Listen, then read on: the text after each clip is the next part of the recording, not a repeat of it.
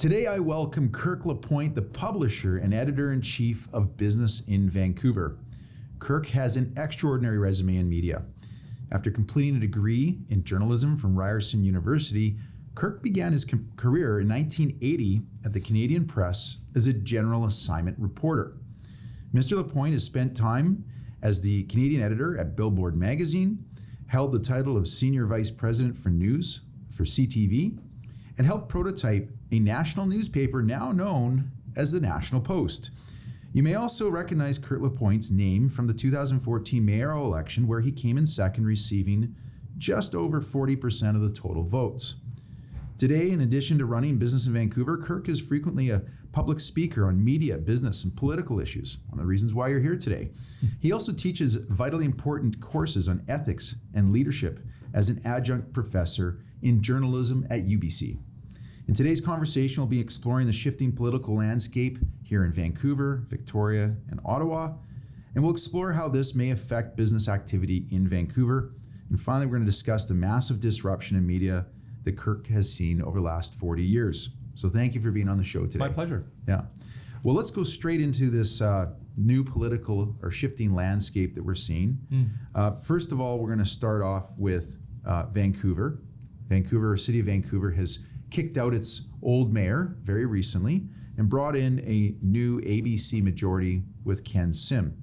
But we also are seeing here in BC a transition, and probably by the time we go to publish, this will have already taken place, where we're seeing David Eby, Attorney General, take over from John Horgan as Premier of Canada. And nationally, there's also a good chance that by the next election in 2025, that Justin Trudeau may be replaced by Chrystia Freeland, someone else from the Liberal Party, or perhaps Pierre Poilievre, one of our former guests. So let me start with the first open-ended question, which is, which of these three levels of government do you think is affecting and impacting businesses in Vancouver the most today? You know, I think in an earlier day, I would have said the federal possibilities are the largest because, of course, there's the largest amount of money to spend.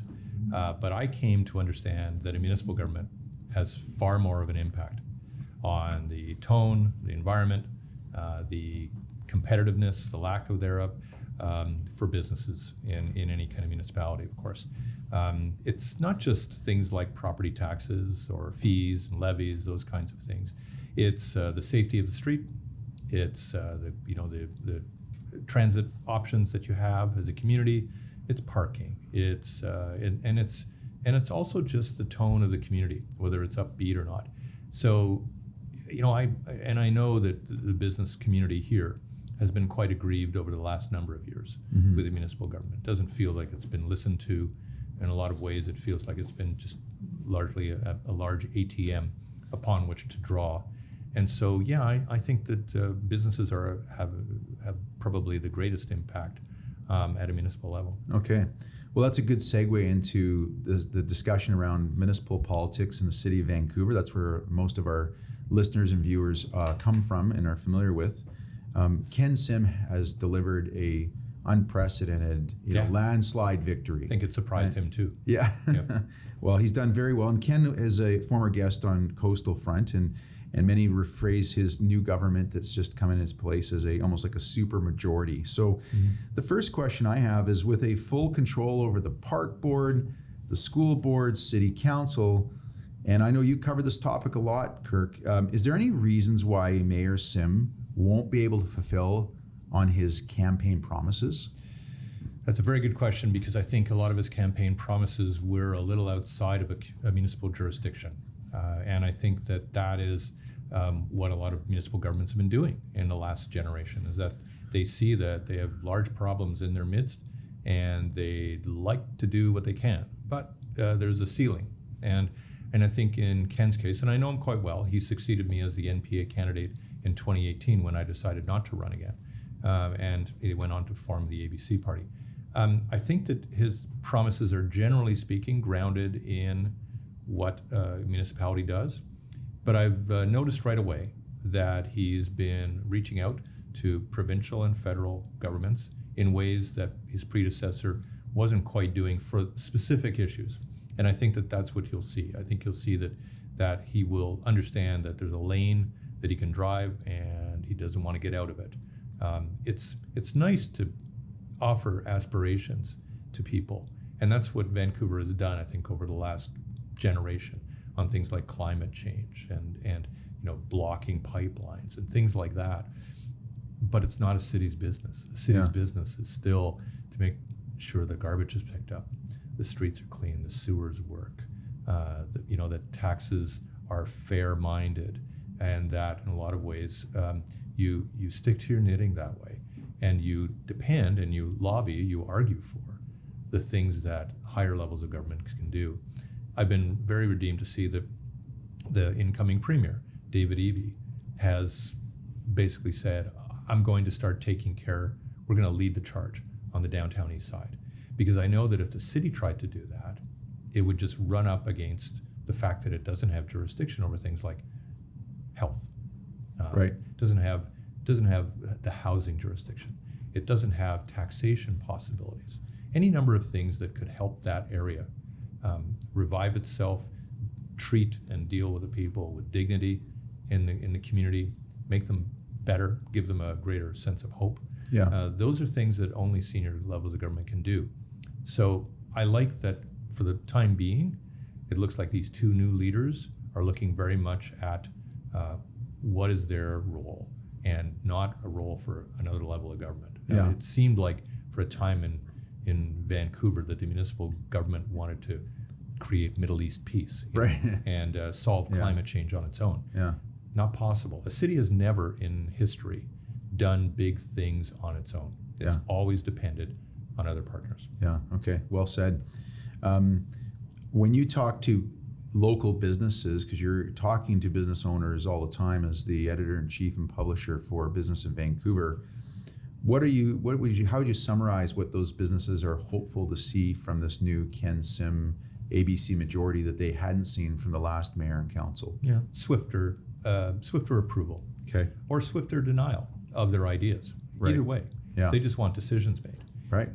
Good point. It's a very difficult climate as it is. I mean, we've got supply chain issues, labor shortages, inflation, higher interest rates for borrowing for all of them. I would say still a rather uncompetitive tax regime in the province of British Columbia. So those factors all combined, really, the worst thing you can do is compound them by delay or by silence. And I think people have felt as in businesses that they've brought ideas to City Hall, whether it's a development, whether it's a proposal for a business, whether it's some kind of initiative, and that there is just radio silence there for a very long time. And time is money.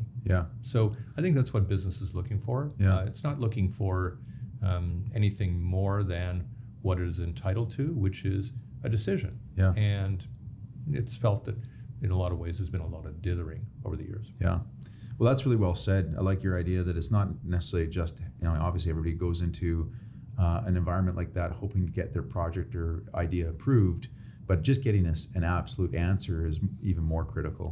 So you can at least pivot or just get on with it. And a lot of his ideas, and I think he's got very adventurous ideas on permitting and we're talking about Ken right now? Business licensing and things like that. I mean, we'll see if he can make those marks. But they are really adventurous, and I think what they're providing the business community is with a bit of hope that even if he doesn't reach those targets, we're going to move toward them in the right direction. Okay. Let's maybe pivot to province of BC. You just commented on your views of David Eby and how he's going to address the downtown east side. On November 18th, he's going to be sworn in as the 37th Premier of British Columbia. Will this change in the BC NDP leadership from John Horgan, who's been so well liked? Obviously, very different personalities within the two individuals. Will this change in leadership have much impact on the way in which businesses are going to be able to succeed? It's still very much an open question. I would suggest that probably what David Eby will do is move his party slightly to the left.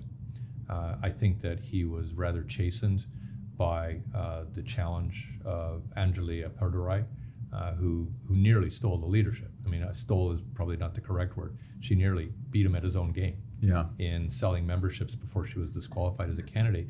But clearly what she was getting was what she was channeling was this very much this discomfort inside the NDP, and then with those who would like to be in the NDP but don't see it in faithfully fulfilling a lot of the promises that were made as John Horgan came to power around the environment, around equity, around kind of a social justice theme.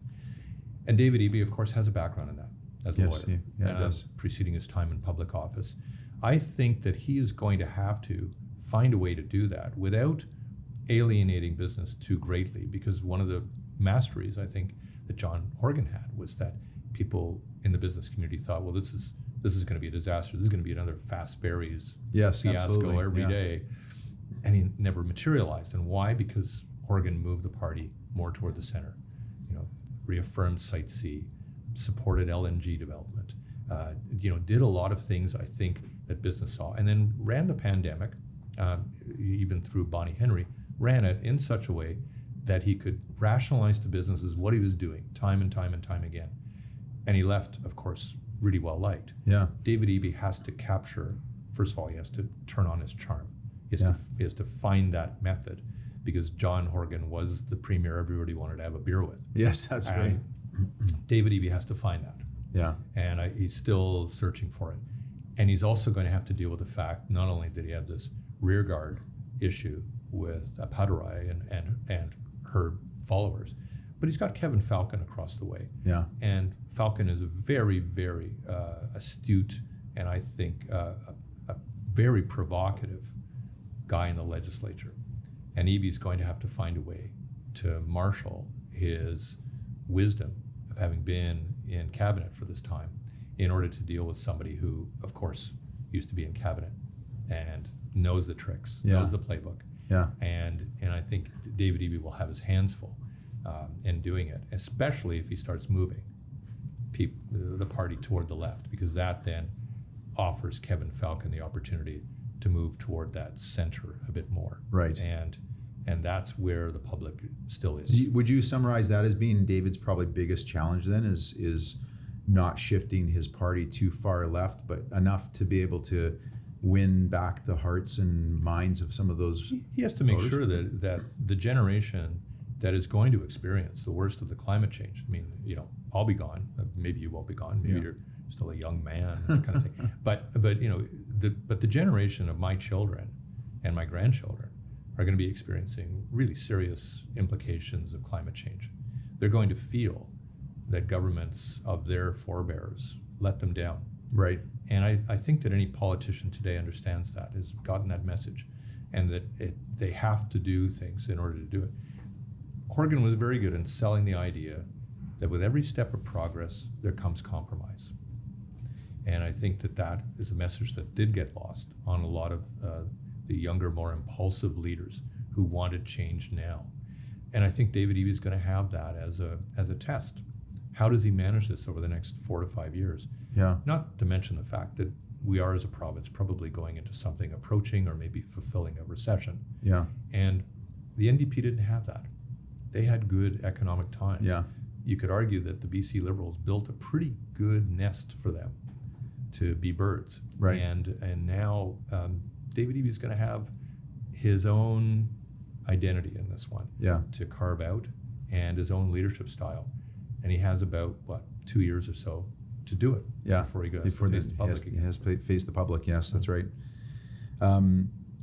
Finishing off with the provincial government, do you have a take on the NDP's decision to not support a 2030 Winter Olympics here in Vancouver? Yeah, well, that one to me, I was skeptical that was ever going to get off.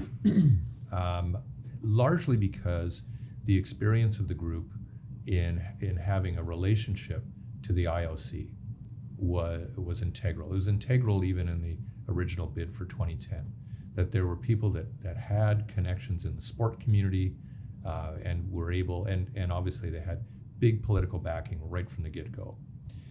In this case here, you were dealing with people that were new to it and didn't have that experience. And then the bigger problem was, the state of public financing. And even the Yeah. NDP and the Liberals federally recognize that the public finances are not necessarily going to be in the best shape in 5 or 10 years. Yeah. And this is something that requires an indemnification of probably $1.5 billion, $2 billion. That's a big ticket item. In the last case, we all got excited about it because we also saw what was going to be built in British Columbia. We were going to build the Canada Line. We were going to fix the Sea to Sky Highway. We were going to build arenas. We were going to do a lot of things that seemed quite exciting. We were going to basically give the area of Vancouver a facelift. Yeah. In this case here, this is not really a facelift that we're looking for. Yeah. It was going to be It's a really good point. using a lot of old facilities that were probably going to have to be fixed. And the enthusiasm just wasn't there. And I think the province assessed that quite well. And I think it was also let down by the fact that even at this stage, they were getting plans that were not really all that substantially put together. Yeah. And they were being asked to write this gigantic check. Yeah. It is odd because the World Cup is coming here, and that's a big blank check pretty well too. Yeah.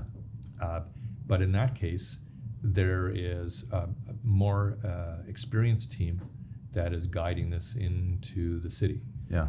I think that that's what ultimately did it, is that they just didn't have faith that the leadership of this was going to work it out. And I do understand what First Nations leaders say about a setback on reconciliation, but I don't think that the province thought that this was part of the overall scope of reconciliation in Sure. the province, which is still an important objective, but maybe not through this path. Through this path, yeah. No. Okay, well said.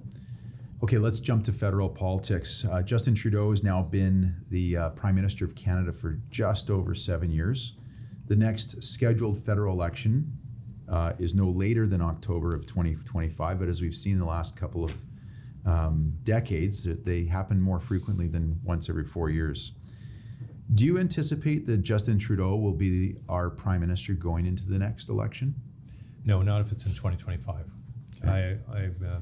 I actually thought, I was wrong, obviously. I thought that he might try to pull one out of the hat this year. That with Pierre Poilievre gaining the Conservative leadership, that the Liberals felt that perhaps their greatest opportunity to make sure that he didn't get off the mat nationally, because he's still relatively unknown nationally. He was only known to some of the Conservative Party. That this was their opening. The economy was still good. We weren't, yes, we had inflation, but we weren't going into recession yet. He's going to have to now survive, I think, a year or two of rough economic waters.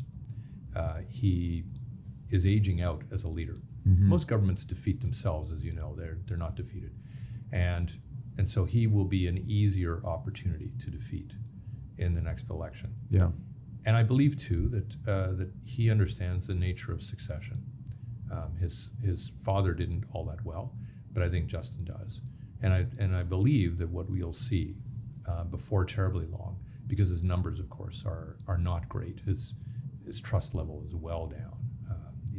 He's amassed constituencies that now really oppose him, that weren't opposing him back in 2015 and 16 and 17. He acted a little churlish during the pandemic in vilifying people who were not prepared to get vaccinated, who weren't prepared to abide the restrictions. Once you begin to do that to your population, you set on fire the ground a little bit. Yeah. And that brush fire can spread. And I think that Pierre Poilievre recognizes what his opportunity, what his opening is here. But I think the Liberals also understand that probably to have success in the next election, they'll need a new leader. Yeah. Any guess on who that might be? Well, you can never really tell with Chrystia Freeland on whether she's truly interested in the job or whether she's auditioning for something larger. Right. You keep hearing her name attached to NATO. You keep hearing her name attached to the UN. You keep hearing her name attached to other non-governmental organizations just in order to fulfill some kind of other mission. She's clearly the front runner, but there are others in that cabinet, and there are others outside of it. I'm not sure that Mark Carney. I mean, I may be absolutely dead wrong on this one. I'm not sure that Mark Carney is the kind of leader that they're looking for. Yeah. And there is no young, aggressive, personable, charismatic person in their midst as a cabinet. So, at the moment, I bet on Christian Freeland, but not a lot of money on it. Yeah. Okay. Fair enough. I know transparency in government is something that's quite important to you. It's definitely important to me. Mm-hmm. What is your? How would you grade this current federal government on their transparency? Oh, it's been pretty terrible. There's no question. I've never seen any government improve the state of transparency with a measurable way.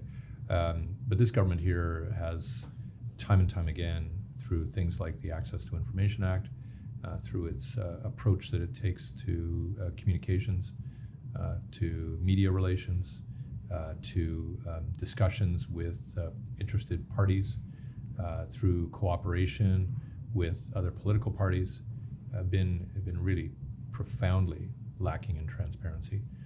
That being said, Andrew, I've never seen an opposition leader who crows about the fact that we will be fixing the issue with transparency in government fulfill that. I mean, everyone talks a wonderful game in opposition, and then they get in there and the public service says there are good, solid reasons why we shouldn't be telling the public things. There's a lot of scary things that governments have to do behind the curtain, and they keep it behind the curtain. But this has not been a government that, in my view, has passed the test, nor has the Oregon government, nor has the municipal government here.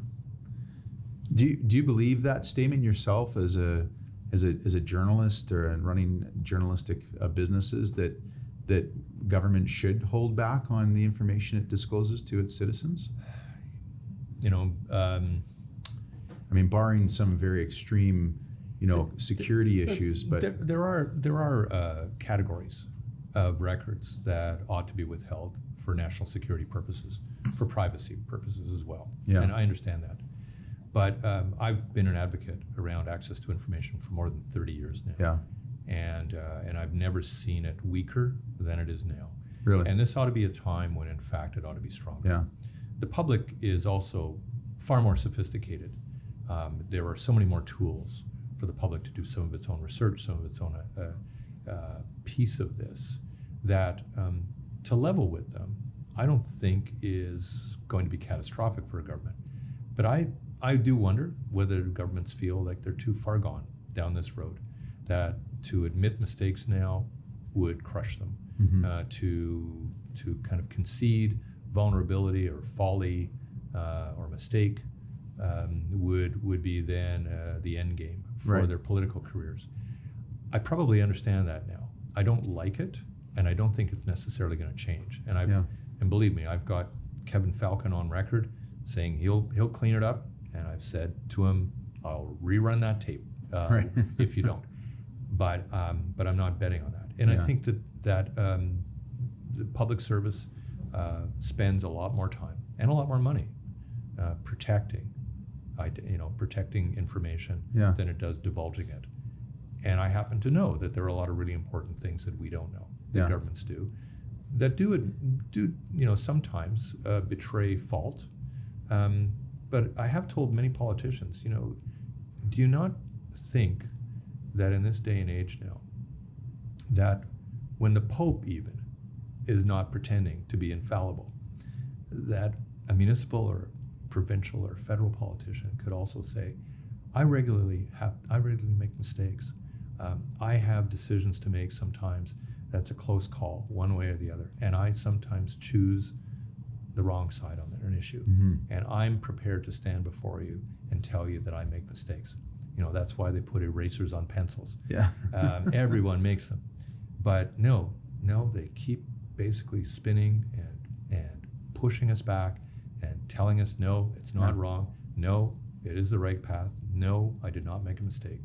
And I guess I ask, who do you think you're fooling? Yeah. You're not fooling anybody any longer.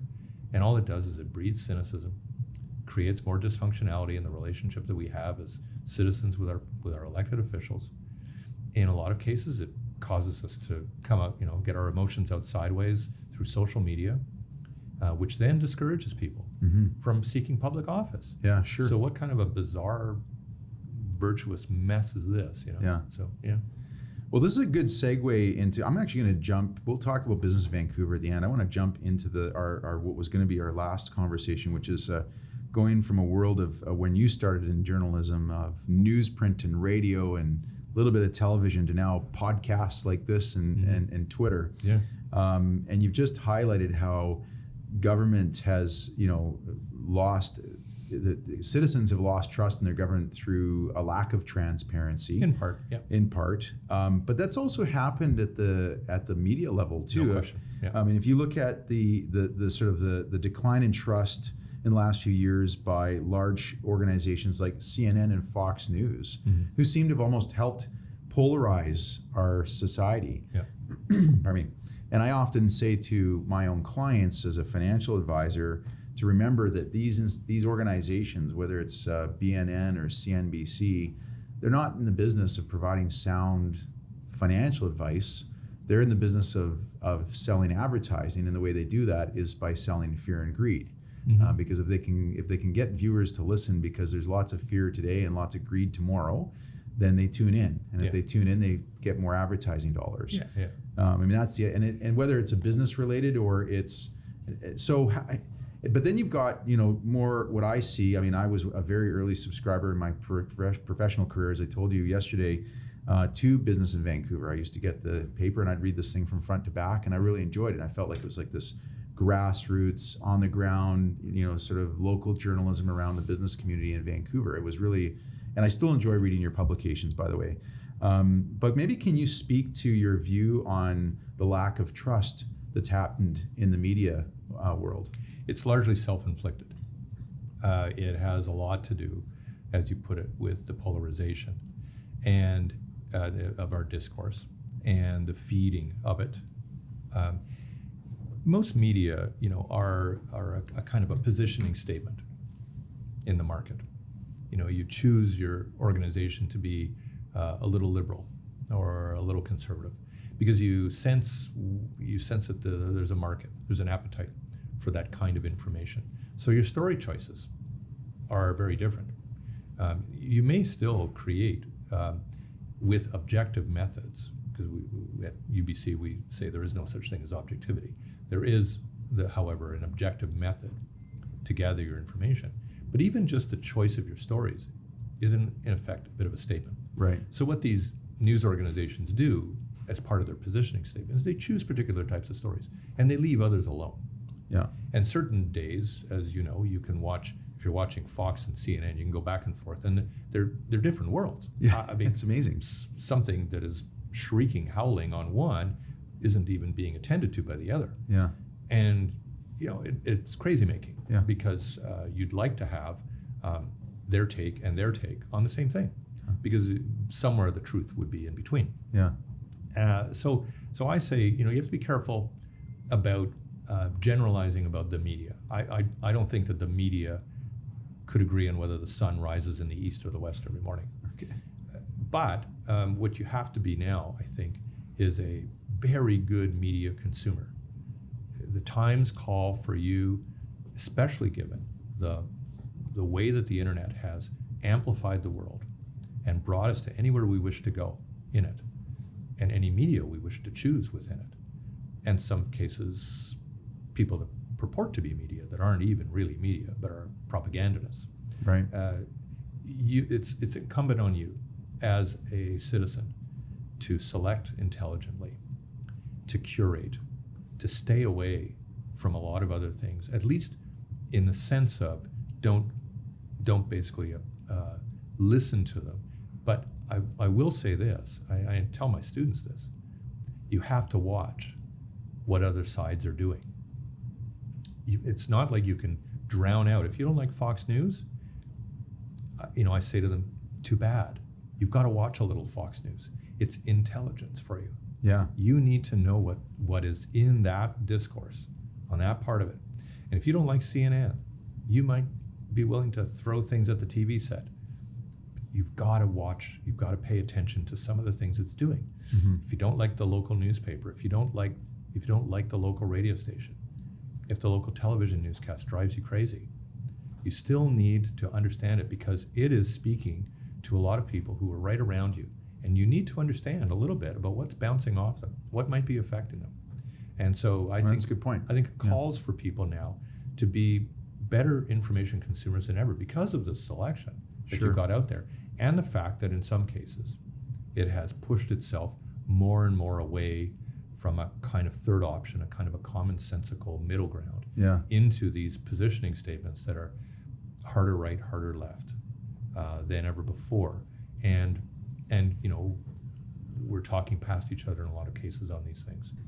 So I like your description. That's actually really good advice for the listener. But if you think about it from the lens of a media company that wants to be that commonsensical, you know, both sides of the story type of... Hard to stay that course, I can tell you. Is it? Oh yeah, it's And- very hard to stay yeah. that course. It's because you're just a generalist and you're not getting anybody to buy into your messaging, or what Well, was the problem there? As a business publication, there's a certain orthodoxy that you have. I mean, we're not anti-capitalism. You know, we Right. we believe in a market economy, those kinds of things. However, you know, we do want to take a look at some of the deficiencies that arise when you have some of the extremes of the economy. That said, you know, we're not going to be attacking it in the way that a publication to the left, the hard left to center would be. I see. So you know, we're still in a sandbox that is rather finite, and we try to within that be fair-minded. And I think that our reporters look at it as not so much both sides of a story, but as many sides, you know, all sides of a story, because there's usually well more than two or three, and they spend good time researching their material. Our reporters have a lot of experience, so they don't get pulled into some of the rookie mistakes that can be made. Yeah. And heaven knows, you know, I made them many times. But I think that what you get with that is what we strive for anyway, is a fairness about our approach, and the fact that people are not getting material that is rather colored by opinion. There's a place for commentary in our pages, but with news reporting, we try to be as straightforward as we can be, as equitable as we can be in what we're doing. So when you look at larger organizations than yours, say for example, here in Canada, say like the CBC, I feel like they've lost a lot of credibility amongst many Canadians. If you were on the board of the CBC, what advice would you have for how to move them back into a direction where they feel like people can start to trust them again? Yeah, do we have a couple of hours? Yeah. I was the ombudsman for the CBC. Okay. I used to handle all the public complaints that came in about news and information. Okay, so I didn't know that. So yeah, I was touched there. on a very good yeah, topic. no, it was a great job. Great in a certain sense, in that you really got an understanding of what the public thought about the CBC in a lot of cases. I will say that the CBC, even when I ran CTV News, CBC was considered to be still the gold standard in Canada because it resourced its journalism the best. It went to places that others couldn't afford to go. It used its financial advantage as a crown corporation in order to do that. It's fallen on some very difficult times, and I think, and I lament that, because I think a public-minded broadcaster can serve all elements of the population really well if it sees its role in doing that. And I think where the CBC has gone wrong, and I think a lot of people would share the view, is that it chose to somehow find a different lens that wasn't necessarily going to be widespread enough to address all of Canadians' concerns in all of the regions of the country. And it can feel very much like it's trapped in that bubble. And it's not alone in that. A lot of Toronto-based media, Ottawa-based media have the same issues. But I think in the case of the CBC, we expect more from it. And obviously Canadians have decided with their channel changers that it's not the choice. It's not the choice for news anymore. It's third-ranked newscast in the country when it used to be the first-ranked. Is it really? What is first and second? CTV has been long for about 25 years, has been the number one newscast in the country. Global has gone from 0 to be the number 2. Wow. And CBC has gone from 1 down to 2 down to 3. And you know, I think that is a bit of a statement about how well Canadians feel it does. Having said that, Andrew, CBC Radio is often number one in the market. People have a different trust relationship to CBC Radio, a dependence on it, a sense that it's in its community, a sense that it understands it a little bit better. Right. And so it's very faithful to CBC Radio, Yeah. not so to TV. And some of that just has to do with the fact that nobody can understand what the mandate is. Right. Is it to just do Canadian programming? Well, why are we doing Canadian versions of Family Feud? Why was Wheel of Fortune on for so long? Why does it do those types of things? Yeah. And so it's lost its way right now. It needs to find some other people to help it back. Yeah. Okay. We've had billionaires buy large media companies before. Jeff Bezos with the Washington Post, Lorraine Powell Jobs in the Atlantic, John Henry in the Boston Globe. Elon Musk has just purchased Twitter. Yeah. What's your views on that acquisition? And do you think Twitter is going to become something better for society, the same, or worse? I think I was among the first 300,000 or 350,000 Twitter users, right? When I was at the Vancouver Sun, they scoffed at me. Like, why would you spend your time dealing with this 140 character thing? And I said, no, I think it's going to be pretty good, because all of my American journalist friends were on it, and I could see the occasional politician going on it. What year did you go on it? Do you remember? I have to look it up. Oh my goodness! It'll say on I your think what profile. happened is that I launched an account, stopped an account, went back on. I think I was like 2007, 2006. Wow. Okay, so really early on. 2006, somewhere back then. Yeah. Anyway, but it's a very good instrument of information gathering. Yeah. For journalists. So journalists are on it, and I think journalists are going to stay on it. Politicians are on it. I think they're going to stay on it. But I think Twitter's grand mistake, and I don't see Elon Musk changing this, is anonymity. We teach very clearly in journalism that anonymity is a form of cowardice for the most part, because you're basically providing people, when they criticize, a free shot. It's like wearing a blindfold and getting duped. And we always say, if you're going to speak out about something, you need a really great reason to conceal your identity. Twitter doesn't demand that of you. Twitter lets anyone make any kind of account up, say anything, and you never know who it is. Mm-hmm. And it absolutely poisons the stream. And other social media have been better than Twitter at doing this. Well, LinkedIn is a great example. I mean, basically, it's the cleanest of all of them in my mind. Yeah, LinkedIn, you can't even goof around. No. You can't even say chatty things on LinkedIn. You'll be ostracized. Yeah. Facebook's a little bit better than Twitter. But Twitter's been, I think, this big pool of people, some of whom play well, some of them don't. And again, it requires that you curate your list of who you're going to follow, who you're going to listen to.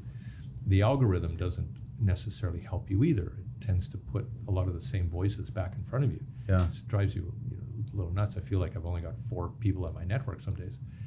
But I do use it. I use it for information gathering, and I think it's going to continue to be powerful that way, even though Mastodon will probably try to challenge it over the years.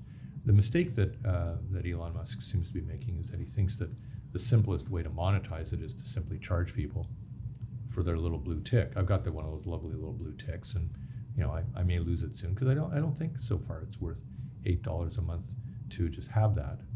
And what worries me is that somebody who will pretend to be me will get the blue tick on my name. So he's not being very clear on that, although I think he's trying.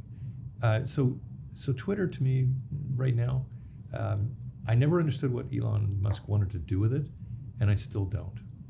And I need to know that. Yeah. I'll hang out for the time being, because I learn more than I get upset when I'm on Twitter. But maybe that won't last much longer. Well, and using your own comments earlier, I mean, as you tell your journalism students, even if you don't like it, you should be engaged so you can see what the rest of the population is looking at. I follow people I fundamentally disagree with. I don't have a problem in doing that. I think I actually follow more people I disagree with on Twitter than I do actually that I support. Yeah, I don't really need the validation hour after hour. I get enough of that. So yeah. Okay, Kirk, let's go. One of the reasons I said to you before we started filming of why I started Coastal Front is I feel in our culture here in Canada, we seem to want to help the young budding entrepreneur, help him and her kind of get them up and going and excited about people who can, get early on, get the steam rolling, so to speak. Mm-hmm. But then as soon as they reach a certain level of success, we start to vilify these people. I was really happy to have, for example, Chip Wilson on a couple of months ago. Here's a great community leader, business leader, probably helped launch more female-led businesses than anybody else in Canada. Mm-hmm. Yet he's vilified for a couple of comments he might have said on the media, social media in the past. Kirk, you obviously write about all sorts of businesses in Vancouver, successful large businesses, small, rising stars. So let me start by asking you some questions around what's happening with business in Vancouver. First of all, inflation. Is this something that is a common theme that you're hearing from the companies you're talking to today? Is inflation a big issue for them? Yeah, inflation is a symptom of something that they've been talking about for a couple of years with us, which was supply chain problems. Okay. And labor shortages. And in a lot of ways, the pandemic compounded it by just simply inflating the cost of doing some basic things. A restaurant had to suddenly sanitize itself and put up plexiglass everywhere and offer masks to people, and somewhere someone was going to pay for that. Yeah. And that's so we had this roll of inflation that started and just keeps rolling on and on. But yeah, businesses are quite concerned about that. They became really highly concerned once inflation reached the point where the central bank started saying the era of near free money is over and we're going to start jacking up interest rates. And now they're quite concerned because they don't see necessarily the end to it. We can get some good inflation numbers month by month, but really that train has left the station, and getting it back in is going to be quite a problem, I think. So you're going to end up, I think, with still some time before businesses get a little bit of their swagger back. Yeah. Because I think we'll probably face a recession in the next year. It won't be necessarily a crushing recession like we've had in the past, but it's going to be enough to essentially slow down what businesses were hoping was a resumption. Mm-hmm. Kind of can we make 2022 and 23 like 2019? Right. And that's not on. If you recall, though, Andrew, we were kind of on the cusp of a recession anyway when we went into the pandemic. Yeah. It was just the quantitative easing and that just helped the splashing of money all over the place that kind of kept us rolling for a couple of years. So now if we face that, it's almost like putting fire starter fuel on a small fire. It makes it big and hot for a moment, and for a while, and then it makes it way worse afterwards. Then you're looking at what kind of damage there is. No, I think that's probably concern number one. Yeah. In a community like this, of course, that's an expensive community where it's we take a look at our our per capita income being in the middle of the pack in the country, in a country that isn't already highly rich. Yeah. People look at that and say, well, Vancouver is just such an outlier, such a problem. In order to make a living in such a way that you can live well in the community, you have to make a lot of money here. So, well, that leads into one of my other questions, which is, I don't think a conversation around childcare or affordable housing would not at first make you think, well, that can't really impact businesses, but I imagine it probably does. Yeah. Well, businesses, I think, quite credibly have rallied around childcare. Mm-hmm. Time was they didn't. Time was they looked at childcare as being some kind of menacing expense. And what they realize now is that it's the single largest determinant of getting women getting two incomes into the workforce, right, in such a way that it builds prosperity, leads to jobs being created, but not just in businesses being created. Yeah. And it was the single largest impediment to it. So that's great. And I think I'm actually glad to see that the business community has come around on that issue, because it wasn't always that terribly enlightened. When it comes to affordable housing, I think the business community asked a pretty reasonable question, which is, who's going to pay for it? Yeah. And if we're going to end up with a lot of government-paid housing, well, ultimately, that circles back to someone, somewhere, paying the tax in order to fulfill that promise and that commitment. So what are we going to do there? And I worry about the state of our public finances. I know that it's not vogue right now to worry about deficits and debt, but for my children, I do. Well, it's not if your name's Trudeau, that's for sure. Yeah, I mean, governments do very good jobs of handing out money. They don't do as good a job on saving and being really prudent, and that cuts across all parties. By the way, it's not absolutely. It's not just a liberal thing. But I would say that the day is coming very soon where we're going to have to get a much more serious grip on this, and where we can't just create new social programming without understanding, without at least having a very clear take for the rest of the country about where the money's going to come from. And I would say the same thing with First Nations, with reconciliation.